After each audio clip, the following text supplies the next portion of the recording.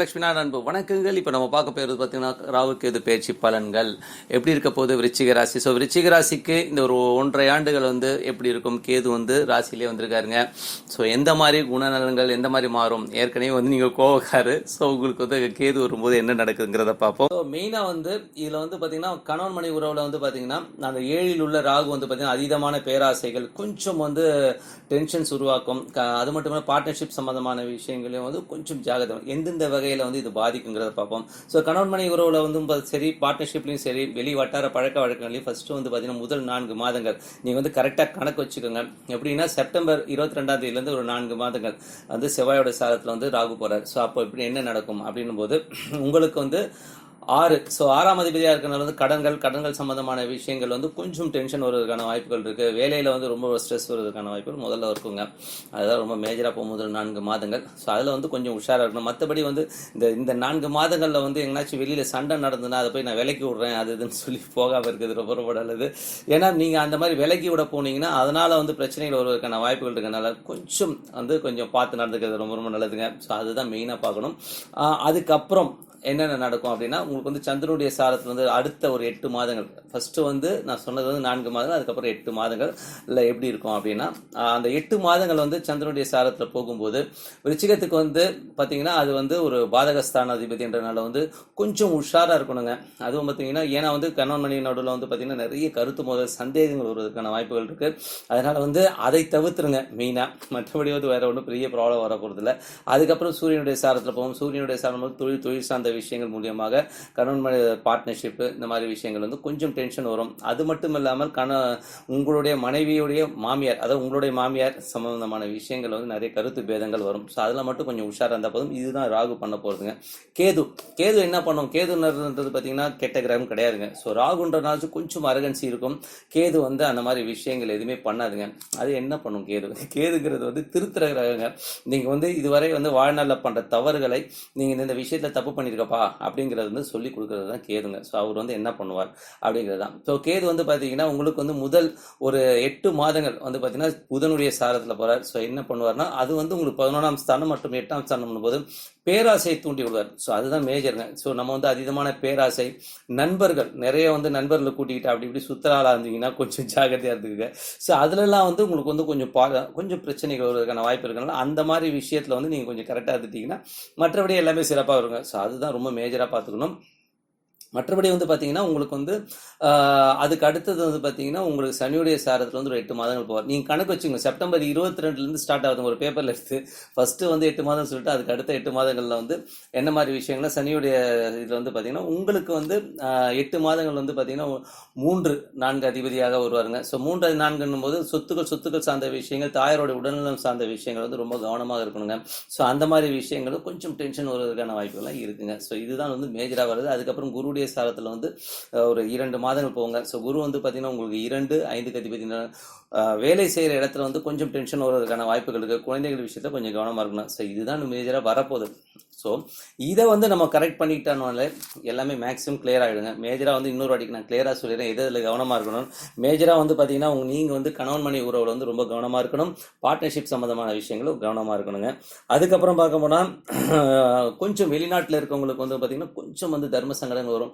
என்னடா அது இங்கே வந்து இருக்கோமே, எங்கன்னா வெளிநாட்டை விட்டு வந்துடலாமாங்கிற எண்ணங்கள்லாம் அதிகமாக வரும்.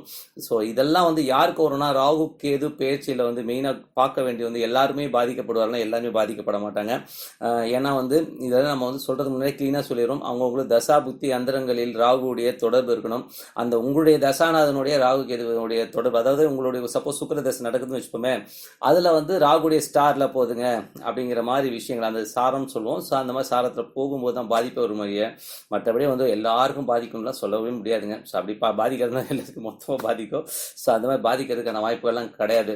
ஸோ அதனால் வந்து மேஜராக வந்து பாதிக்கிறது இந்த மாதிரி விஷயங்கள்லாம். ஸோ இதில் வந்து கணவன் மனைவி உறவுகள் மற்றபடி வந்து பார்ட்னர்ஷிப் சம்மந்தமான விஷயங்கள் வந்து ரொம்ப கவனமாக இருக்கணும். அதுதான் ரொம்ப மேஜர். அது மட்டும் இல்லாமல் நீங்கள் வண்டி ஓட்டுறதா இருந்தாலும் கொஞ்சம் வந்து கவனமாக ஓட்டணும். ஏன்னா வந்து 8ங்கிறது வந்து ஆக்சிடென்ட்ஸை குறிக்கும். ஸோ கொஞ்சம் சேஃப்டி மெஷர்ஸு, கொஞ்சம் இல்லை ஹெல்மெட்லாம் போடுறதெல்லாம் வந்து கொஞ்சம் பர்ஃபெக்டாக வச்சுக்கோங்க. அடுத்தது வந்து கேது என்னென்ன பண்ணணும் போது கேது வந்து பார்த்தீங்கன்னா உங்களுக்கு உங்களுக்கு 3-11 ஸோ இந்த மாதிரி விஷயங்கள் வந்து ரொம்ப சிறப்பாக வரும். டாக்குமெண்ட் அக்ரிமெண்ட் சம்பந்தமான விஷயங்கள் அற்புதமான பலன்கள் கொடுக்கும்.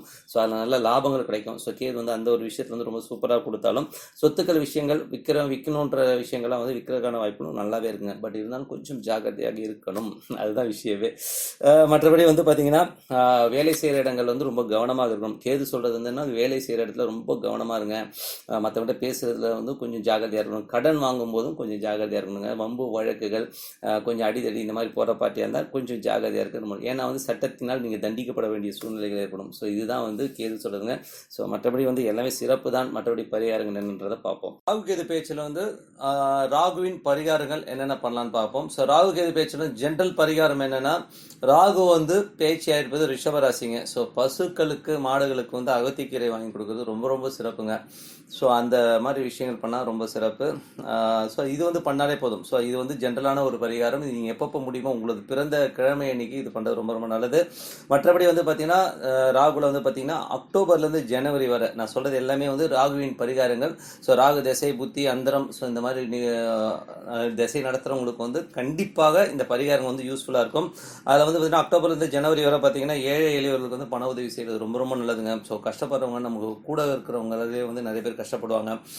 பண கஷ்டப்படுறவங்களுக்குலாம் வந்து ஹெல்ப் பண்ணுறது ரொம்ப ரொம்ப நல்லது. இல்லைன்னா கூட நீங்கள் வண்டியில் போகிறீங்க, அன்றைக்கி வந்து உங்களோட பிறந்த கிழமை. ஸோ பிறந்த கிழமை அன்றைக்கி வந்து ஒரு ஒரு ஒரு இதாக வச்சுக்கோங்க. ஒரு என்ன சொல்கிறது, ஒரு ஃபண்டமெண்டல் ரூல்ஸாகவே வச்சுக்கோங்க. இன்றைக்கி நான் பிறந்த கிழமை அன்றைக்கி வந்து நான் வந்து ஒரு 2 பேருக்கு வந்து நான் வந்து ஒரு காசு கொடுப்பேன், என்னால் முடிஞ்சதுன்றதை வந்து வச்சுக்கோங்க. ஸோ இந்த மாதிரி கொடுக்கும்போது ஏழை எளியவருக்கு உதவும்போது சிறப்பான பலன்கள் கிடைக்கும். அது மட்டும் இல்லாமல் ஸ்வீட்ஸ் வாங்கி கொடுக்கலாம். சில பேருக்கு வந்து ஸ்வீட்ஸ் வாங்கி கொடுக்குறது ரொம்ப ரொம்ப நல்லது. மஞ்சள் நிற புடவை வந்து வாங்கி கொடுக்குறது ரொம்ப ரொம்ப நல்லதுங்க. ஸோ இந்த காலகட்டத்தில் வந்து ஏதாச்சும் கஷ்டமாக இருக்குது, எனக்கு வந்து இந்த திசை வந்து எனக்கு எஃபெக்ட் ஆகுது ராகு பேச்சுக்கு அப்புறம் அப்படின்னும் போது கண்டிப்பாக இதை பண்ணிட்டு வரும்போது சிறப்பான பலன்கள் கிடைக்கும். அது மட்டும் இல்லாமல் உங்கள் இப்போ வீட்டில் படிக்கிற பசங்க இருக்காங்க இல்லையா, ஸோ அந்த குழந்தைகளுடைய ஆசிரியர்கள் இருப்பாங்க. ஸோ அந்த ஆசிரியர்களுக்கு போயிட்டு ஏதாவது கிஃப்ட் வாங்கி கொடுக்கலாம், அவங்களுக்கு தேவையானது செய்யலாம். ஸோ ஜஸ்ட் ஒரு கிஃப்ட் வாங்கி கொடுக்குறது ஒன்றும் தப்பு இல்லைங்களே. ஸோ அந்த அவங்கள சந்தோஷப்படுத்துங்க, ரொம்ப சிறப்பான விஷயங்கள் கண்டிப்பாக இருக்கும்.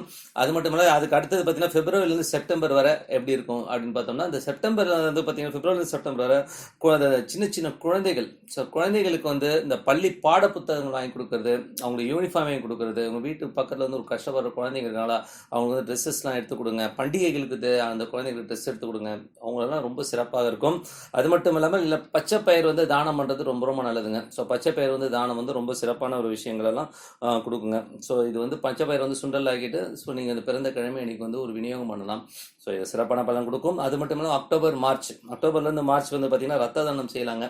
ஸோ ரத்த தானம் செய்வது வந்து சிறப்பான பலன்கள் கொடுக்கும். அது மட்டும் இல்லாமல் பக்கத்தில் இருக்க ஹாஸ்பிட்டல், நீங்கள் பிறந்த கிழமை அன்றைக்கோ நீங்கள் பிறந்த நட்சத்திரம், என்னால் வாரம் போக முடியாது, அட்லீஸ்ட் பிறந்த நட்சத்திரத்தை அன்றைக்காச்சும் போயிட்டு பக்கத்தில் இருக்க ஹாஸ்பிட்டலுக்கு போயிட்டு அங்கே விபத்தில் சிக்கி கஷ்டப்படுறவங்களுக்கு வந்து ஒரு ஏதோ ஒரு உதவி, அதாவது பண உதவியாக செய்யலாம், இல்லை அவங்களுக்கு ஏதாவது ஸ்டிக் வாங்கி கொடுக்கலாம், வண்டி வாங்கி கொடுக்கலாம், ஏதோ ஒரு உதவி வந்து செஞ்சுட்டு வாங்க, ரொம்ப சிறப்பான பலன்கள் கிடைக்கும். ஸோ ராகுடைய பரிகாரங்கள் சொல்லிட்டேன். அடுத்தது வந்து கேதுவுடைய பரிகாரம் பார்ப்போம். ஸோ கேதுல வந்து பார்த்தீங்கன்னா உங்களுடைய ஜென்ரலான பரிகாரம் பார்த்தீங்கன்னா இந்த கர்ப்பப்பை, அதாவது நீங்கள் ஹாஸ்பிட்டல் போகணுங்க. இந்த மாதிரி வந்து பரிகாரம் வந்து நான் வந்து கோயில்களையோ யாகத்தையோ நான் வந்து அவ்வளோ ப்ரிஸ்கிரைப் பண்ணுறது கிடையாது. நீங்கள் வந்து இருக்கிற கவர்மெண்ட் ஹாஸ்பிட்டல் போங்க, அங்கே வந்து கர்ப்பப்பை ப்ராப்ளத்தில் இருக்கிறவங்களுக்கு வந்து கண்டிப்பாக உதவி பண்ணுங்கள், அது சிறப்பான பலன்கள் கொடுக்கும். அது மட்டும் இல்லாமல் கிட்னி ஃபெயிலியரில் இருக்கும், வசதி இல்லாமல் இருப்பாங்க, அவங்களுக்கு வந்து கிட்னி ஃபெயிலியர் ஆகி ரொம்ப கஷ்டப்படுறவங்க இருப்பாங்க. ஸோ அவங்களுக்கு வந்து ஹெல்ப் பண்ணுங்கள், ரொம்ப சிறப்பான விஷயங்கள் நடக்கும். அது மட்டும் இல்லாமல் சமூகத்தால் ஒதுக்கப்பட்டவர்கள் நிறைய பேர் இருப்பாங்க. ஸோ நீ போ, என்னை தொடாதன்னு சொல்லி இழுக்கா நடத்துகிறவங்களாம் இருப்பாங்க. ஸோ அவங்க அந்த மாதிரி ஆட்களுக்கு வந்து நிறைய உதவி செய்யுங்க. ஸோ இதெல்லாம் வந்து ஒரு ஜென்ரலான பலன்கள் நீங்கள் பண்ணி பாருங்கள். உங்களுக்கு கேதுவால் ஒரு பிரச்சனை இருக்குது, எனக்கு கேது பயிற்சி ஆனதுக்கப்புறம் ரொம்ப பிரச்சனையாக இருக்குன்னா கண்டிப்பாக இது பண்ணும்போது சிறப்பான பலன்கள் இருக்கும். அது மட்டும் இல்லாமல் கேட்டை நட்சத்திரத்தை வந்து கேது பயணிக்கும் அந்த ஒரு 8 மாதங்கள் என்னென்ன பண்ணணும்னு பார்ப்போம். ஸோ அன்னதானம் பண்ணுறது ரொம்ப ரொம்ப நல்லதுங்க. ஸோ அன்றைக்கி வந்து பார்த்தீங்கன்னா உங்களுக்கு பிறந்த அந்த கிழமை அன்னைக்கு யாருக்காவது சாப்பாடு வாங்கி கொடுங்க. ரொம்ப எனக்கு உங்கள் வசதிக்கு ஏற்ற மாதிரி செய்யலாங்க. ஒரு வண்டி எடுத்துகிட்டு போகிறீங்க, போகிற வழியிலே வந்து எத்தனை பேர் பார்க்குறோம் கஷ்டப்படுறவங்க சாப்பாடு இல்லாதவங்க. ஸோ அவங்களுக்கு ஒரு சாப்பாடு வாங்கி கொடுக்குறது ரொம்ப ரொம்ப நல்லது. அது மட்டும் இல்லாமல் மகப்பேறு மருத்துவமனை, நிறைய பேர் வந்து இந்த கவர்மெண்ட் மகப்பேறு மருத்துவமனைக்கு போங்க. அங்கே கஷ்டப்படுற எத்தனையோ வந்து தாய்மார்கள் இருப்பாங்க மகப்பேறு மருத்துவமனையில் குழந்தை பெற்றுக்கிறத வரவங்க. ஸோ அவங்களுக்கு வந்து நீங்கள் ஒரு துணி எடுத்து கொடுக்குறதோ அவங்களுக்கு ஒரு காசு கொடுக்குறதோ பண்ணிங்கனாலே வந்து ரொம்ப சிறப்பான விஷயங்கள் இருக்கும். கஷ்டப்படுறவங்களுக்கு உதவுங்கள். மற்றபடி வந்து பார்த்தீங்கன்னா சாப்பாடு வாங்கி கொடுக்குறது, ஜென்ரலாக வந்து சாப்பாடு வாங்கி கொடுக்குறது ரொம்ப சிறப்பான ஒரு விஷயமா தான் இருக்கும். அது மட்டும் இல்லை தாய், நீங்கள் பெற்ற தாய் இருக்க, மற்ற ஊரை விடுங்க, நம்ம பெத்த தாய்க்கே வந்து இதை புடவை எடுத்து கொடுங்க, அவங்களுக்கு தேவைப்பட்டதை செய்கிறது ரொம்ப சிறப்பான விஷயம். ஸோ இது வந்து பார்த்தீங்கன்னா அக்டோபர்லேருந்து மே மாதம் வரை சொல்லியிருக்கேன். ஸோ இது அதுக்கப்புறம் பார்த்தீங்கன்னா ஜூன் மாதம் ஜனவரி மாதம் வரை என்ன பண்ணணும்னா கோதுமை தானம் செய்கிறது ரொம்ப ரொம்ப நல்லது. ஸோ கோதுமை தானம் செய்கிறது, கோதுமை மாவு வாங்கி கொடுக்கறது, இந்த மாதிரி விஷயங்கள்லாம் வந்து பண்ணுறது ரொம்ப ரொம்ப சிறப்பான விஷயங்களை கொடுங்க. ஏன்னா வந்து அந்த மாதிரி பண்ணும்போது பார்த்தீங்கன்னா ரொம்ப சிறப்பான பலன்கள் கண்டிப்பாக இருக்கும். ஸோ நீங்கள் எஃபெக்ட் ஆயிருக்கீங்க, ஐயோ எனக்கு வந்து இந்த கேது பயிற்சி ராகு கேது பயிற்சி நடந்தபோது இந்த ஒரே பிரச்சனை நீங்கள் இதெல்லாம் பண்ணிட்டு வாங்க. ஸோ இது பண்ணும்போது பார்த்தீங்கன்னா சிறப்பான பலன்கள் கிடைக்கும். அது மட்டும் இல்லாமல் பார்த்தீங்கன்னா இந்த எலும்பு முறிவு ஹாஸ்பிட்டலுக்கு போயிட்டு அங்கே கஷ்டப்படுறவங்க கண்டிப்பாக கவர்மெண்ட்டில் வந்து எலும்பு முறிவு ஹாஸ்பிட்டல் ஒன்று இருக்குங்க. அடிப்பட்டவங்களாம் இருப்பாங்க, அங்கே கஷ்டப்படுறவங்களுக்கு வந்து காசு கொடுத்து கொடுங்க, அவங்களுக்கு எதாவது வாங்கி கொடுங்க. ஸோ அந்த மாதிரி பண்ணுறதும் ரொம்ப சிறப்பான பலன்கள் கொடுக்கும். இதெல்லாம் வந்து என்னென்னா போய் பார்த்துங்க. நம்ம வந்து ஜென்ரல் லைஃப்பில் வந்து டெய்லி 3 வேளை சாப்பிட்றோம், நல்லா தூங்குறோம், ஓடியாரோம். ஸோ நாளைக்கு வந்து நம்ம இது மாதிரி ஹெல்ப் பண்ணிட்டு வரும்போது நாளைக்கு வந்து பார்த்தீங்கன்னா இந்த நம்மளுடைய கர்மா வந்து கிளியர் ஆகுது, நீங்கள் கண்டிப்பாக பார்க்கலாம். அது மட்டும் தந்தை நம்ம அப்பாவை வந்து நம்ம கண்டிப்பாக வந்து பேணி பாதுகாக்கணும், அவருக்கு வேண்டியதை வாங்கி கொடுங்க. ஸோ அதுவும் ரொம்ப சிறப்பான பலன்கள் கொடுக்கும். அப்பா இல்லைன்னா கூட சித்தப்பா பெரியப்பா யாரை பார்த்தீங்களா அவங்களுக்கு ஒரு ட்ரெஸ் எடுத்து கொடுங்க, அவங்களுக்கு வேண்டியதை செய்யலாம். அவங்களுக்கு கஷ்டப்படுறாங்கன்னா அவங்களுக்கு தேவையானது செய்கிறது ரொம்ப ரொம்ப நல்ல பலன்கள் கொடுக்கும். அதுக்கப்புறம் பார்த்தீங்கன்னா பிப்ரவரிலேருந்து மார்ச் வர பார்த்தீங்கன்னா ஊனமுற்றோருக்கு உதவுறது வந்து ரொம்ப ரொம்ப முக்கியங்க. ஸோ அந்த டைமில் பார்த்தீங்கன்னா அந்த 2 மாதங்கள் வந்து ஊனமுற்றோர் இது பண்ணுங்க. அந்நிய மதத்தினர், எங்கே வெளியூர்லேருந்து வந்தவங்க அந்நிய மதத்தினருக்கு வந்து உதவுவது ரொம்ப ரொம்ப சிறப்பான விஷயங்க. ஸோ இதெல்லாம் வந்து ஒரு அற்புதமான விஷயங்களாக இருக்கும். நான் கோயில்களுக்கோ இல்லை யாகம் ஹோமம் இந்த மாதிரி விஷயத்துக்கோ எதிரிலாம் கிடையாதுங்க. நானும் கோயில்கள்லாம் வந்து போகிறவன் தான், கோயில்களை கும்பிடுறது தான். பட் என்னை பொறுத்தவரை வந்து அது ஒரு பக்கம் இருந்தாலும் நம்ம வந்து ஊனமுற்றவர்கள் கஷ்டப்படுறவங்க, நம்ம மனித குலத்தில் கஷ்டப்படுறவங்களுக்கு வந்து உதவுவதான் ஒரு பெரிய சேவை நினைப்பேன். அதுக்கான பரிகாரங்கள் தான் சொல்லியிருக்கேன் நான். ஏன் அந்த மாதிரி சொல்லியிருக்கேன்னா அந்தந்த காலகட்டத்தில் வந்து அந்த கிரகங்கள் அந்த நட்சத்திரத்தில் போகிறனாலும் நம்ம சொல்லியிருக்கோம். கண்டிப்பாக வந்து மற்றவர்களுக்கு உதவுங்கள். உங்களுக்கு பெரிய வாழ்க்கை, உங்களுடைய கர்மா திருநா நீங்கள் மற்றவங்க செய்ய செய்ய உங்கள் கர்மா கிளியர் ஆகும். அது மட்டும் அல்லாமல் உங்கள் குடும்பம் அடுத்த ஜெனரேஷன் பார்த்தீங்கன்னா ரொம்ப கிளியராக ரொம்ப பக்காவாக இருப்பாங்க. அவங்களுடைய வளர்ச்சியை நீங்கள் பார்க்கும்போது ரொம்ப சந்தோஷமாக இருக்கும்னு சொல்லிட்டு உங்களிடம் விடைபெறுவது உங்கள் லக்ஷ்மி நாராயணன். ஸ்ரீ குபேரன் டிவியை பார்த்தமைக்கு நன்றிகள். மேலும் இது போன்ற தகவல்களை தெரிந்து கொள்ள ஸ்ரீ குபேரன் டிவியை சப்ஸ்கிரைப் செய்யுங்கள். மறக்காமல் பெல் ஐக்கானை கிளிக் செய்யுங்கள்.